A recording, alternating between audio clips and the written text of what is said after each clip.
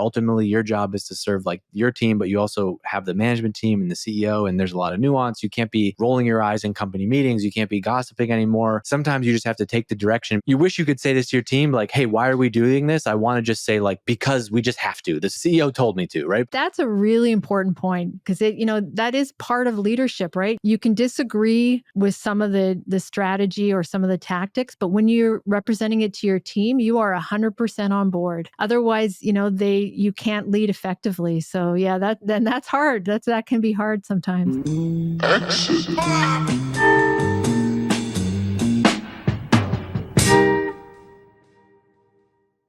Mychelle, great to have you on. Knack has been a supporter of Exit 5 from the beginning, which is really cool. I see you doing a bunch of stuff. I feel like Knack is everywhere. I saw you in Austin with puppies. I see you on LinkedIn everywhere.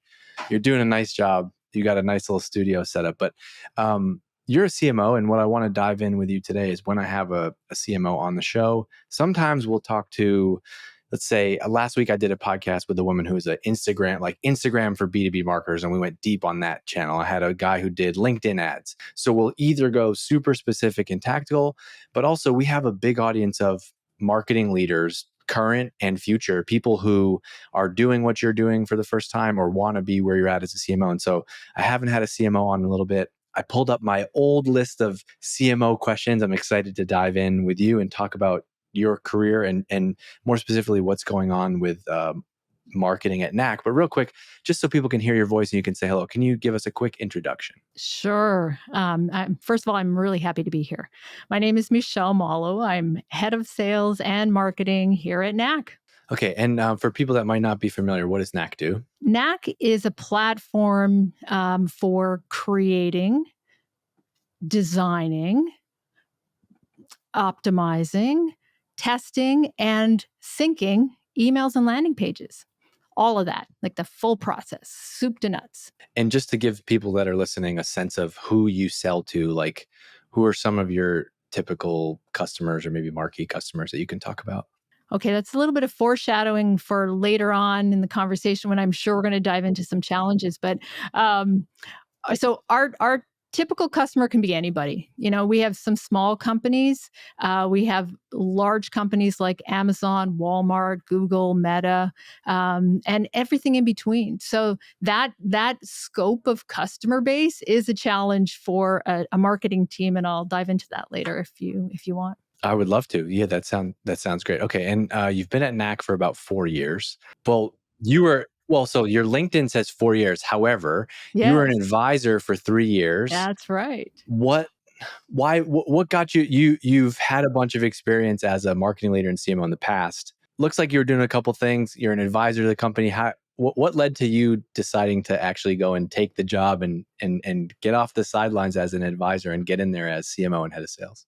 Yeah, so I was looking. I'd been with the prior company for 5 years, and that was winding down, and I was looking for what I was going to do next. And I've done everything from really large business like IBM to very small early stage startup like Clipfolio, which is a dashboard startup. And I was trying to decide, what size and scope. And the more I thought about it, the more I thought, I love marketing. I love all things marketing. And what better place to be than with marketers, selling to marketers? So it ticked so many boxes for me. I love this stage of a startup where, you're big enough that you have some resources, but you're small enough that the world is your oyster and you can go anywhere. So that's what led me to join. Did you have to find new muscles in a way, because your career is interesting, and I think at a time where a lot of the marketers that are coming up now, we're hiring people at Exit 5, you're hiring people at Knack. You see everybody's resume today, and I'm guilty of this too, is like a year and a half here, a year and a half there, 2 years there, 2 years there. Like you spent 18 years at Cognos, right? Yep. Which is like today, I mean, that's unbelievable. And so Cognos is interesting to me because I got my start in, I worked at a tech PR agency in the Boston area called Lois Paul and Partners. I know them well. We use them.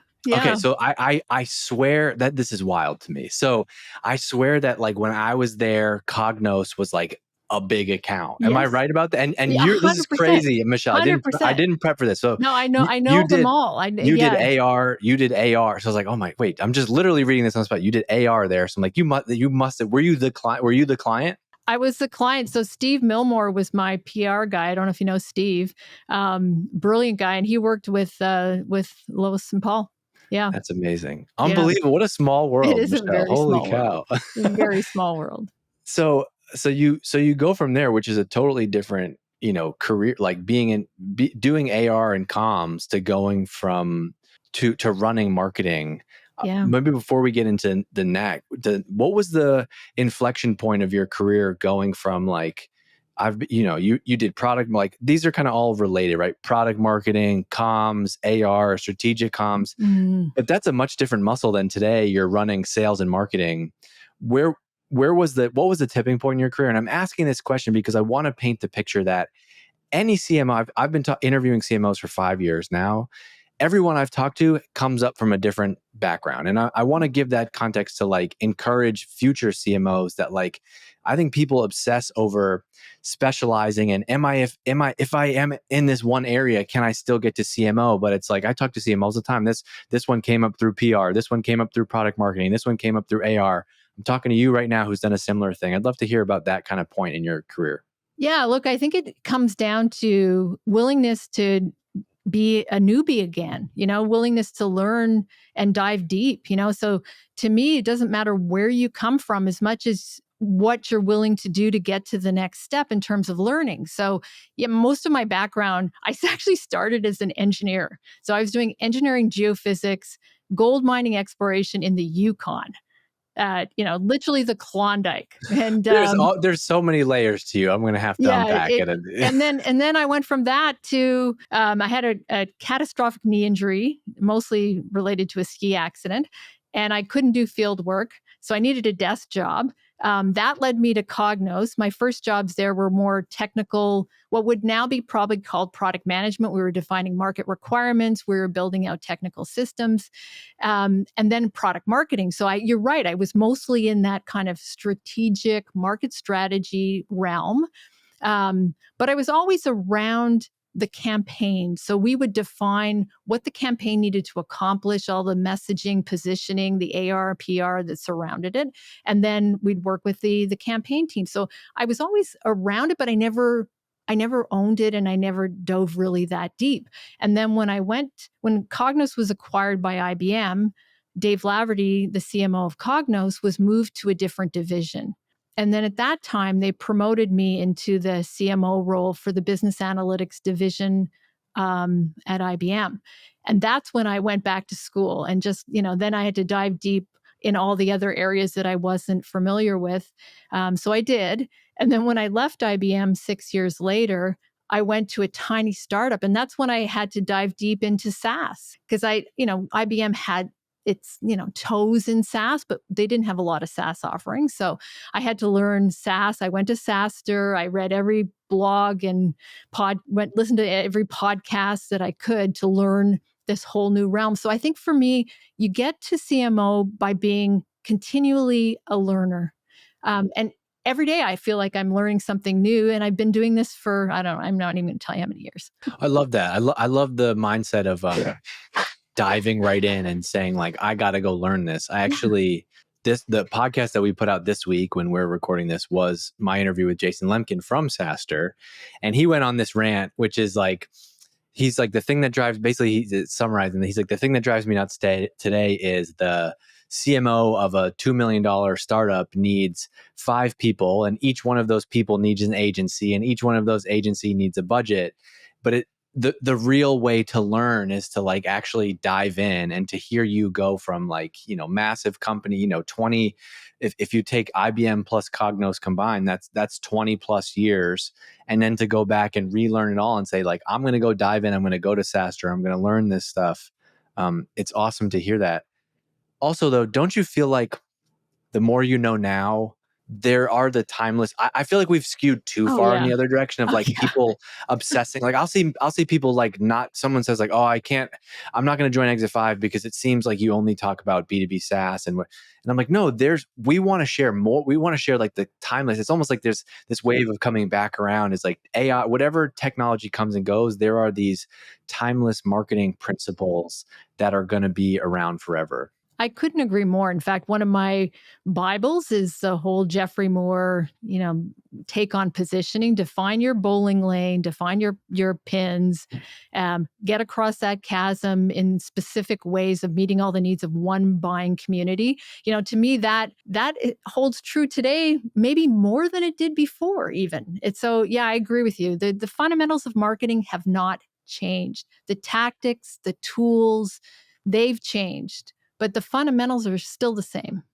Do you look back on your time at a big company now that you're more in the startup and SaaS world? Do you look back on that and see that it helped shape you figure out how to work? I was at a big, I mean, not IBM size, but for me, I started my career in a 1,500 person company, and I see a lot of people now come up, and I don't think we know how to work, and I think Mm. work inside of a company. And I think that if you only have early stage startup experience, like you don't know how to like run effective meetings, how to set agendas, how to plan, how to all that stuff. I think at the earlier point in my career, I would roll my eyes at, but now I've progressed in my career. I'm like, man, I learned a lot about how to work at a bigger company. And I'm curious to hear with, 20 years at Cognos and IBM, how you think that helps shape the way, Michelle's operating system works.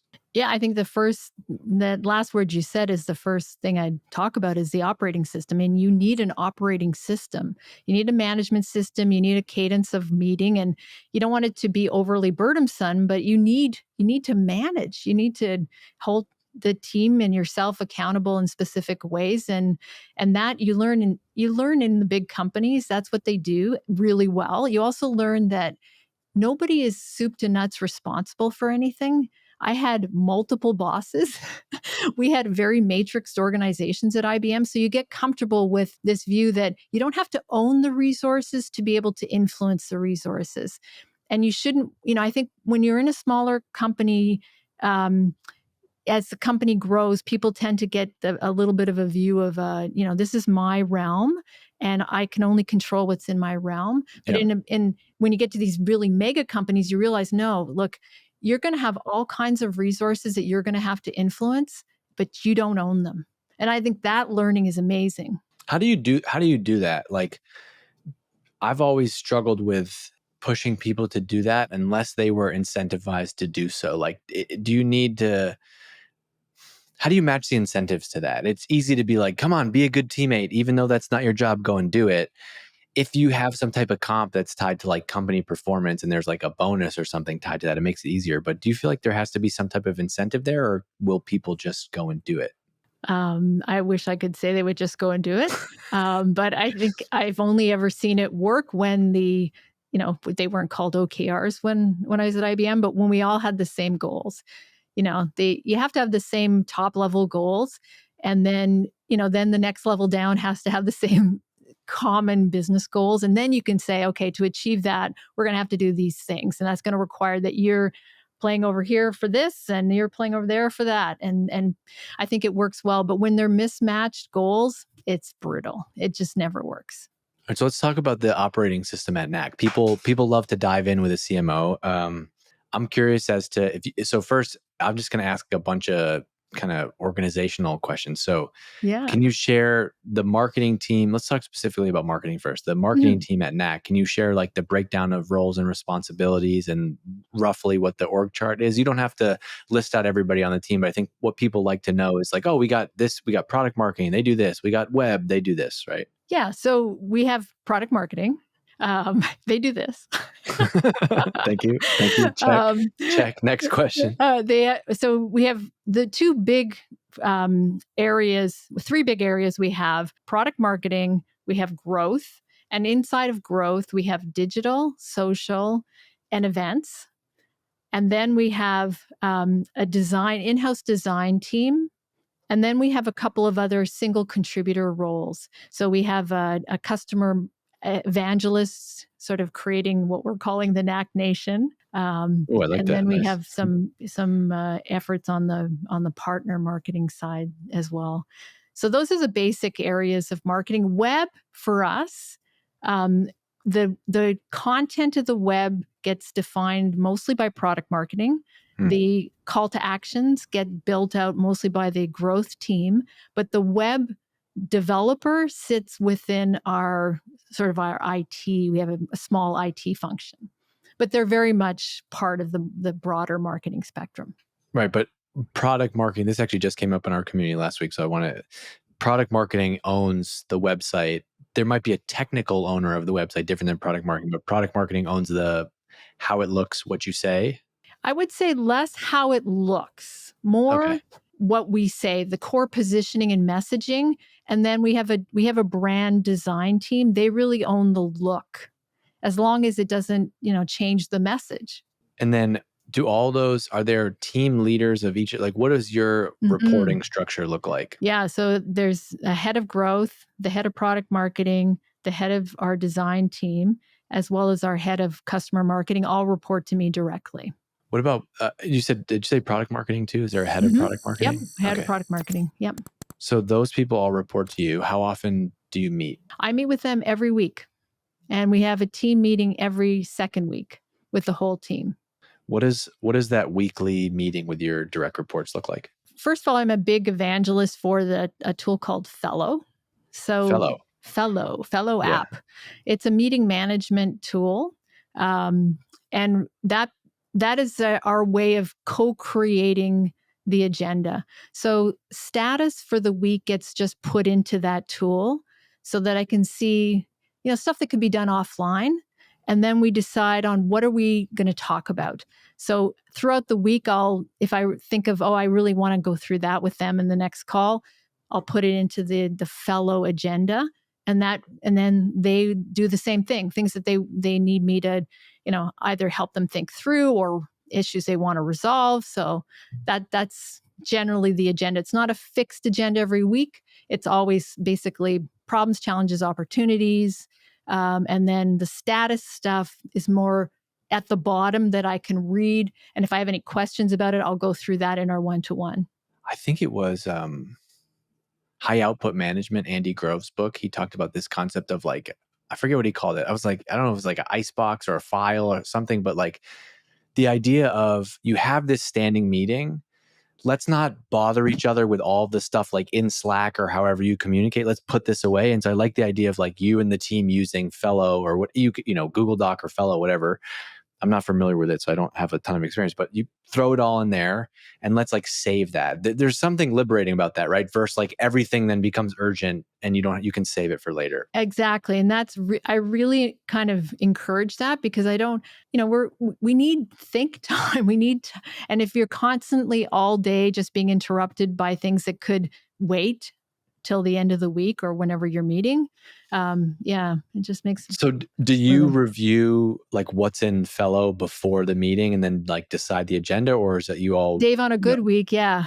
right. So if you had the time to do that. Yeah, I actually put in every morning I put time on my calendar really early to review what I've got on the books for one-on-ones, because I like to be more prepared for them. But there's some weeks where you're really flying fast that it's literally 5 minutes before the meeting, but I try to. Like yesterday, Dan sent me like 50 Slack messages, not 50. I'm just, and we don't work in an office together. And so I just picked up the phone and I called him. I said, hey, let's talk through all the stuff you sent me. And it was in 25 minutes, we went through all of the stuff. It can be hard to keep up. And I've found that the more you trust your team and the more you have the systems to like stay organized, the less you feel like you have to be caught up on everything. And when you have these weekly routines and rhythms, you're like, okay, I know I'm going to get caught up with so-and-so at this time. So I like that. So you use Fellow.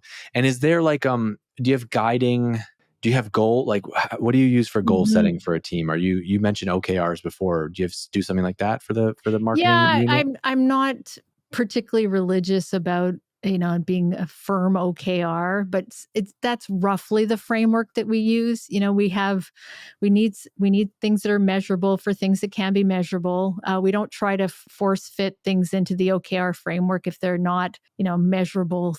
But yes, we defined what we wanted to do over the year, which was more broad-based goals that matched what the company was trying to achieve. Yeah. And then every quarter we break it down. We start with the must-haves, we look at the should-haves, and then we look at the nice-to-haves. And then, we make sure that everybody's aligning on the should-haves so we don't have a mismatch across the teams, because that's been one of my biggest learnings in my career, is that, you can start at the top and everybody agrees on what you need to do. And then when you break it down into the subtasks, not everyone prioritizes in the same way. And then sometimes you have somebody who's downstream who needs to be part of your project who hasn't prioritized your project into that should have category. So we use that as a way to make sure that the objectives get blown down or peel the onion back to the point where we can actually make sure we're all truly working on the most important things. Yeah. Or there's things that conflict, and Yeah. okay, this team has this goal, this team has this goal. This is where I think this is what gets hard about management in general, is like, this is why goals matter. And this is another example of something that, as a younger employee, not a manager, I would roll my eyes at the exercise of goal setting Yeah. and planning. Yeah. But when you have conflicting priorities, like, teams are going Yeah. to do what they're incentivized to do. And then, That's like, you right. peel back the onion and you realize, like, oh, Michelle's incentivized to do this. Dave's incentivized to do this. So that's why they're not working together on this project and it just creates a lot of internal conflict. Exactly. Plus, some of the more meaningful projects take multiple quarters and a lot more effort. So sometimes those get deprioritized by the easy stuff, right? Mhm. So it's, kind of always pushing back the most impactful or always pushing forward the most impactful stuff. That's hard for people to do sometimes, because it's the heavy lift stuff that, that they have to dig into a little deeper, and it's harder. So at Knack, and feel free to share, like, as much specifics as you want, or if you want to make them more general, to, you don't have to share all of the stuff, but like, those goals for the year, I want to hear how you think about them. Yeah. How many are there? What do they sound like? Yeah. Because, and here's why I'm asking, because I found that the exercise of goal setting, I think we always want to have these perfectly, like, increase website traffic this percentage. Like, there are some very measurable ones, but then there's also, like, when I was at Drift, for example, one of our big goals for the year was, like, establish Drift as the leader in conversational marketing, right? And that is, there's measures to that, but it's more of like a guardrail for, like, okay, this needs to be one of our key priorities. So I'm curious to hear, like, how many are on the list, and how do you classify them? Yeah, we have, 5 to 6 big goals. They're totally classified by, um, I would say, the classic marketing awareness. We have an awareness goal, but we've broken it down into not just general awareness in the market. We are very focused on a specific segment of the market. So we want to be everywhere our our persona is in that segment of the market, so that they feel like we're everywhere. But in reality, we can't be everywhere, because Knack can everybody can use Knack, which is a blessing and a problem, right, for a marketer, because you can't be everywhere, so you have to focus. So we focused. So awareness, we have a lot around awareness, and that's where our sponsorship with you falls, right? Frankly, we want to where who influences the people that we want, who are our buyers, right? So we mapped out the types of places they would go to get information, where do they learn, and that's where we're trying to be. So on awareness, that's a big part of it. On the events, we have an event goal, and on the events, our goal is twofold. One is to focus on the events that we can make the biggest bang with, and not be at too many events, because we want to go big where we go. So Adobe Summit was a big conference for us. We put a lot of effort, money, time, creativity into it. But then we've chosen not to go to some other events where, frankly, some of our buyers will be. And we just made that hard choice. So we have a big event goal. So that's one side of it. The second side of it is we want to create our own presence in the market from an event perspective. So we hosted the Marketing Productivity Summit. Meta was gracious enough to allow us to use their campus. So, that was our first foray into our own event. And we'll be doing more of those. So those are the two big event goals. We have a demand creation goal, because we don't have the category that Knack falls into is not a known category. You can't go to find a Forrester Wave or a Magic Quadrant that says email and landing page creation platforms. It doesn't exist. So that means that there are people out there who don't know that they can solve the big problems they have with what we do. So we have to spend a lot of our capital in terms of time and energy on creating that category. And then lastly, the bread and butter is the capturing demand, sort of the demand gen. And there we are really focused on intent. And we're big users of 6 Sense. It's and creating more warm community for us to be going after. So when I hear you talk through those goals, I don't just hear like a laundry list of things you want to do and very tactical things. I feel like this is the job of being a marketing leader, is you have to be able to have a strong opinion and articulate the marketing strategy for the company. Yep. And you can't go do everything, like you've said, right? And so you got to pick you have to have some ideas. And this is what I love about marketing. It's the art, it's the art and the science of it, right? Like there is the let's look at the landscape, let's look at our budget and our competitors and the market and where we're trying to go and the vision from the founders. Okay, how do we think we can do marketing? And then like this year, what are the plays we're going to run? Is that something you can relate to? 100%. I mean, that to me, that is the difference between great and good marketing, is when you can do that. Because everybody knows the same tactics. Like, it's not like it doesn't take a lot to learn the tactics. What it takes a lot to learn, a lot of time to learn, is how to develop a point of view on the market. Even things like, where are buyers on the technology adoption curve? Because we have a very strong point of view that the buyers are just now coming into the early majority.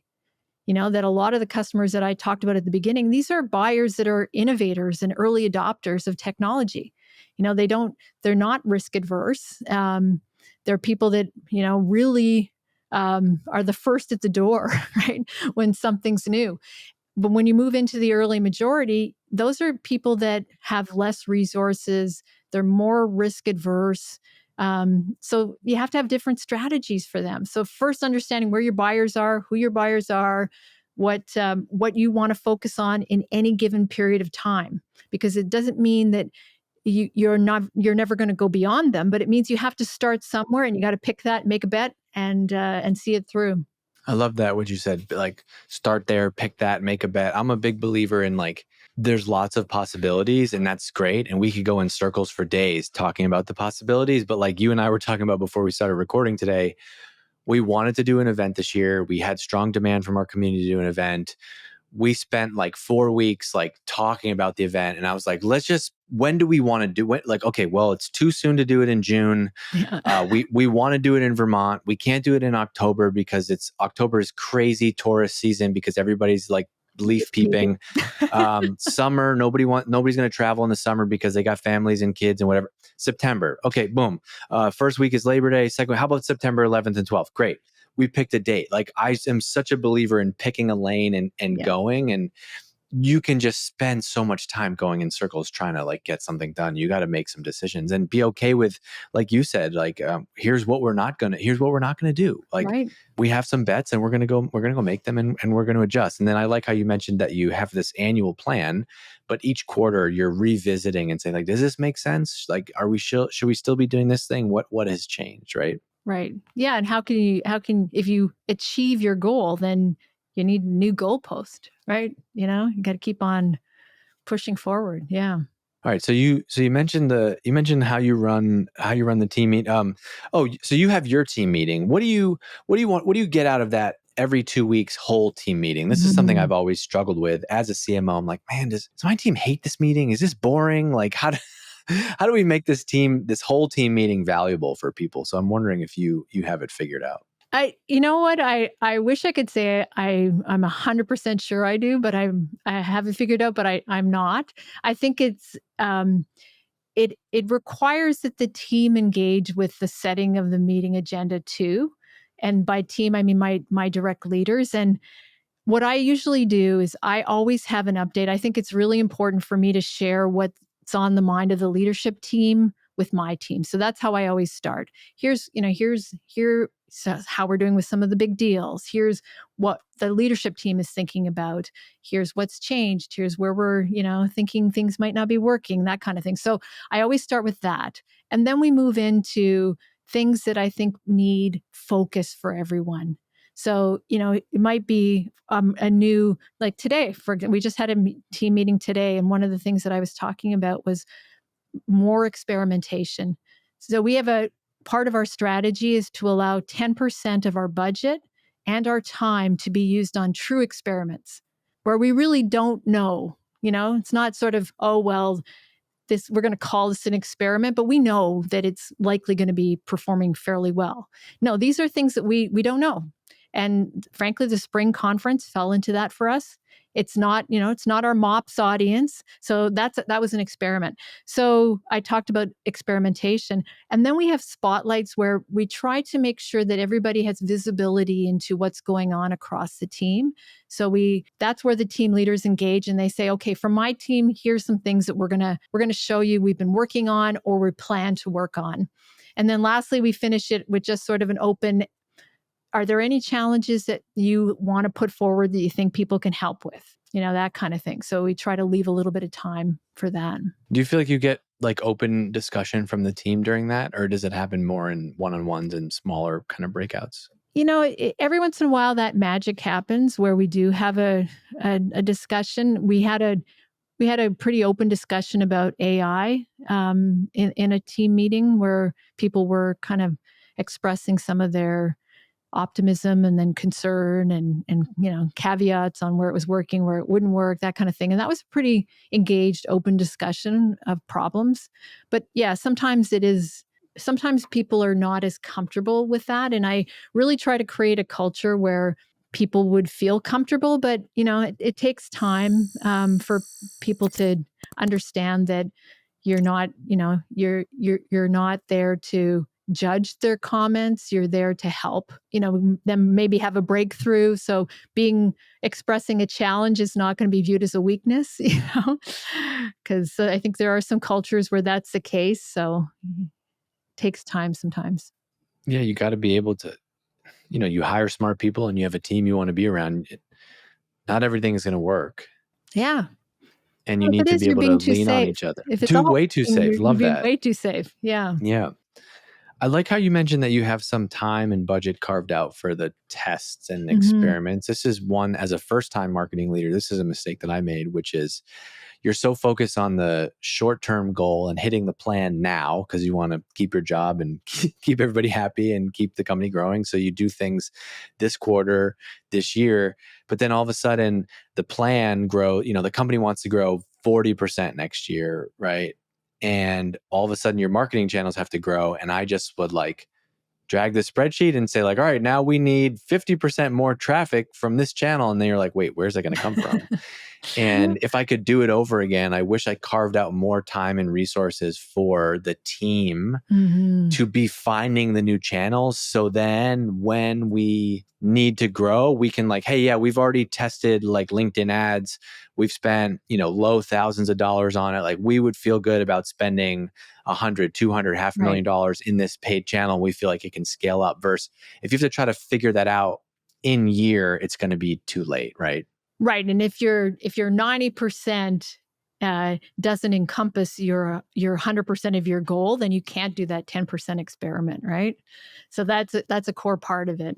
Yeah, you have to be comfortable that you can make your numbers just on the 90%. Okay, tell us about, you mentioned people love this, so I'm asking you this question. You mentioned some tools that you use to Yeah. run marketing. You mentioned Fellow app, you mentioned Sixth Sense. Tech is just such a big part of doing marketing today. What are the key tools in your tech stack? Yeah, so website, we recently went from a WordPress website to a headless CMS. So we're using Sanity. So that's one thing. We use Knack, of course, for all our building of our emails and our landing pages. So anything that has a form on it, we build in Knack. We use Chili Piper for scheduling. We use Lean Data for routing. What else do we have? We have a lot. We use user gems for identifying people who've moved to different companies. We use Vimeo. On the web, we use Hotjar for seeing where people go. On the analytics side, we are Snowflake as our warehouse and Tableau, Google Analytics, of course. What other category have I left out here? It's pretty good. You won't offend anybody. And what's your latest on where do you see AI fitting in the tech stack? Yeah, it's interesting because if you had asked me that, I would say in the fall, I probably would have answered it this way. I probably would have said, I see AI as a core tool in my stack. But now I see it a little bit differently. And the reason is all of the tools we're using. So we're using Gong and we're using all of them have an AI capability. So a lot of the things that back in the fall, I was thinking, well, we're going to need to use AI, not just in terms of helping us be better creators and writers. And that's a no-brainer. We're doing that and we'll always do that. But we're going to have to use it almost like an integration capability. Being able to use it to do better routing, do, smarter this and that. And now all the tools we're using they have their own AI embedded doing that. So it's really changed my viewpoint. I think AI is going to be more of a creative help for us than it will be a core component of our stack. If that makes sense. That's a great take, actually. I listened to Kieran and Kip, who are at HubSpot and have the Marketing Against the Grain podcast. They had a great interview with Gary Vaynerchuk, and they were all talking about how exactly what you said, which is basically there's not going to be one AI tool. It's like all of the products that we use are going to have a AI component that makes their core function better. Exactly. Like, Meta, like if you're creating ads on LinkedIn, right? Actually, no, LinkedIn will be way behind on this adoption curve, but like Meta is going to have all the things you need to create better ads. Like you're not going to use a separate AI content creation tool. It's just going to live there. And, Gong is going to have that. HubSpot is going to have that. So that's interesting. Yeah. So it's less about, is there a separate AI tool and more like these core tools that we're going to use are going to have this baked in, right? Yeah. And really, incredible additions to their tools. I mean, I've been blown away by some of the things I can do now with the AI capabilities of the tools we've been using. It's impressive, the speed. Okay, let me dig in my So I did, like, a couple of years ago, I had this podcast called, before I went back to Drift, I had this podcast called B2B Marketing Leaders, and I would hammer CMOs on all these very specific questions. And I'm just trying to see if I missed anything. You mentioned so you mentioned a bunch of tools. You mentioned tech. Do you do anything with agencies? Do you have any like agencies on retainer that you work with in addition to the team? We do have some agencies on retainer for PPC. So we do, it's an agency called Search Warrants, and they've been doing our PPC. They do some of our 6 Sense ads through the display network for 6 Sense. But we're pretty internal in terms of our marketing. We haven't really used many agencies to date. I like that. There you go. Jason Lemkin. Listen to that. Listen to Mychelle. She's got a team, no agencies. It's just AI and a bunch of good people. Well, and having creative in-house is one of the things that I absolutely love. I love it. We have a 100%. brilliant creative team, and it just, I think it's everything for brand. To have that person, can you articulate that? Like, what difference does it make having that person on your team versus at an agency? What do you think it does? Because I mean, to me, the brand is not just the color and the logo, and it is the essence of everything we do. So when they're part of the team, you don't have to spend as much time or any time. You're just expressing all of the things that go into creating your look for every asset and every ad, and they just know. So when you say, here's the content, they can create what they know the brand needs in terms of supporting Well, having that also just like creative. having them embedded in your company and like Yeah. at the company meet, like real Yeah. understanding all the rhythms. I think Yeah. when you just have an outside design resource, it's much more transactional. Like, hey, make this Yeah. page and make it blue and white and have this button on it. Exactly. Yeah.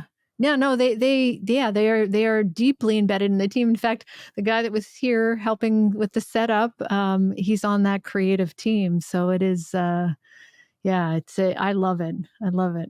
Okay, here's the last question. We'll wrap on this one. I haven't asked this one in a while. I'm curious to hear the answer. If you had one wish and could solve any one marketing problem, Oh, what would it be? This is like yeah. something that's come up over your career that like Yeah. just has never been solved, right? Yeah, no, I mean, for me, there's a lot of things, but the number one thing is being able to measure the value of branding, the Ooh, branding and work. when you say branding, what does branding mean to Yeah, you? so, okay, our sponsorship with you, any activity that we do purely for visibility, for awareness. Right? I'm fortunate at Knack in that the founders of the company are all marketers, so I don't have to justify the investment in brand. They get it. They believe in it to their core. But sometimes when you're the CMO and you're working with either technical people or sales driven people who don't necessarily understand the value of building a brand, I would love to be able to wave a magic wand and just, be able to measure it. You obviously can do things, you can measure certain things like web traffic. Okay, it goes up. Well, is that due to the awareness work? Yeah, you can probably make some arguments, but there's no definitive proof. I'd love proof. That would be Mm-hmm. amazing. Oh, dang it. We don't have nearly enough time to do this, but I forgot to ask you this. People were going to beat me up. You also are responsible for sales. I You, am. you run the Yeah. sales function at Knack. What is like, this is a bad question, but it's broad on purpose. Like, what is that like? Because we often hear on chatter about marketing reporting into CROs, sales and marketing misalignment. How did it happen that you are responsible for the sales team at Knack, and what has that relationship been like? Yeah, it was really simple. Pierce said, "Hey, can you take over sales for?" It may not be a permanent state, but for our current state, and I said, "Sure." It to me, I have been beside sales my whole career. I love partnering with sales, and I've been an executive sponsor. I've been on a gazillion sales calls, so I have a strong point of view on how sales and marketing should work together. And I do think that now more than ever, it's just a blur.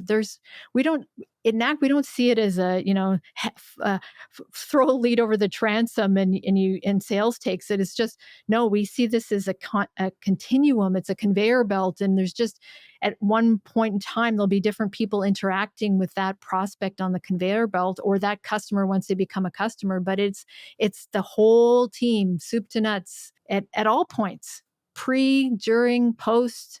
Everybody's involved in different aspects of interacting with that customer. So I'm having a ball with it.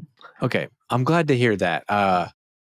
So founder was like, "Can you take this on?" Like you see it as founder say, "Can I take this on for a little bit?" As opposed to like you're gonna run sales for the rest of your life.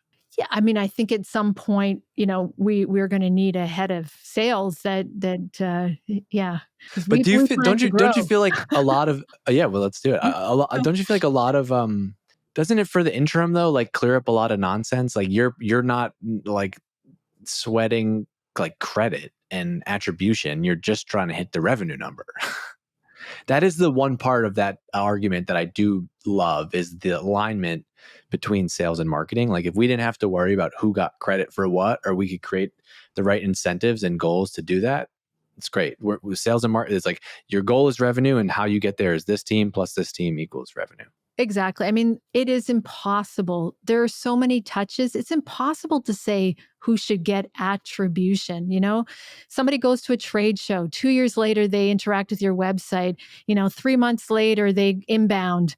or 3 months later, a sales rep bumps into them, at a trade show again. And then, oh, is it a sales driven lead?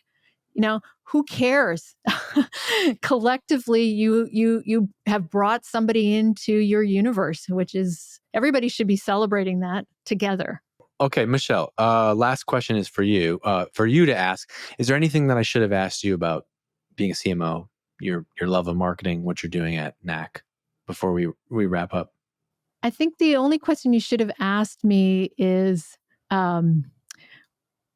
why should everybody want to be a CMO? Ooh, good question. Very good. You're hired. Hired. Let's heck yeah, let's answer that. Should everybody want to be CMO? Yeah, I think that is really important thing for people to think about because, I actually struggled with it in my first CMO job because when you're CMO, you don't get to play every day in the area you're most passionate about, right? You get to dive in and then you have to come back up and then you dive in and you come back. So I think some people don't understand that and they just view it as, well, all progression is good progression. And then I've seen some people become extremely miserable at that level of their career because they don't have that passion anymore because that passion was coming from that day-to-day activity. So you have to be sure that you really want it, that you're really ready. But what else? Like what else? I've often said that, like, are you sure? It's like, are you sure you know how much people management and internal conversations that you're going to have? Like, there should almost be some type of like test you have to take. Like, are you sure you want to be CMO? And like, you have to go through this assessment, and it says like 68%. Like, you could, but here's some things you got to be aware of. That's a really important point because I think you have to truly love coaching and mentoring people, and you have to be prepared to have hard conversations. Things that and a lot of people just aren't. It's hard. It's hard to have hard conversations, but when you come into them with the intent of making somebody better at what they do, then it changes how you view the hard conversation. But some people, even with that knowledge, would find it hard to be a leader of a team where, day in, day out, you have to have hard conversations. Yeah, it's like I only can relate to this now that I have children and my kids are 6 and 4 and they're still little but growing. I start to see more of the things that when I was a kid I thought my parents did because they were nuts. I'm doing them, and it's like, no, I see it now. Like, I'm sorry. Like, sometimes I want to just text my parents and be like, I'm sorry. Like, I get it now. I'm becoming my parents. I remember Yeah, that. I and it's remember like that going through my head like, oh my God, I just said something that my mom would have said. It is, 100%. yeah, yeah. But it's hard, and like, especially if you came up on the team and then like Yeah. get promoted into CMO. Yeah. Like, I remember feeling like I had a lot of close personal relationships and people who we were like friends with, and now all of a sudden it's this weird line between like, man, this is going to be tough because like I got to have this hard conversation with this Yeah. person who like we haven't really had that level yet, and you can't do things like you got to kind of play this role of like you had a very private conversation with the CEO. They told you one thing. You got to go back to your team, share a message with them without they can't know all the context. It's like you're playing this weird game of messenger. Ultimately, your job is to serve like your team, but you also have the management team and the CEO, and there's a lot of nuance. You can't be rolling your eyes in company meetings. You can't be Yeah. gossiping anymore. Sometimes you just have to take the direction and be like, you wish you could say this to your team, like, hey, why are we doing this? I want to just say like, because we just have to. The CEO told me to, right? But I can't necessarily say it in that way. There's just so much nuance in there that I think Yeah, it's a great. that's a really important point. The last one you said, because that is part of leadership, right? You can disagree with some of the strategy or some of the tactics, but when you're representing it to your team, you are 100% on board. Otherwise, you can't lead effectively. So yeah, that's hard. That can be hard sometimes. All right, Mychelle, thanks for hanging out. I'm glad we finally got to hang out and do this. Yeah, yeah, I me hope I can see too. you in person at some point soon and hang out with you and the In team Vermont, in in Vermont. Vermont. Yeah, let's Yeah, do that. we'll go Let's skiing go. next time. Okay. Yeah. Wait, can you still ski? You said you had a catastrophic Oh yeah, knee no, I got it injury. all fixed. Yeah, no, we actually just did our leadership offsite at Whistler's, and we had a day Okay. of skiing. So yeah, I can All ski. right. Yeah. All right. Great to see you. I got to Yeah. wrap. I got a kid running in off the bus. Great to see Okay. you. I'll talk to you soon. All right. All Great. right. Goodbye. Take care. Bye bye. Exit.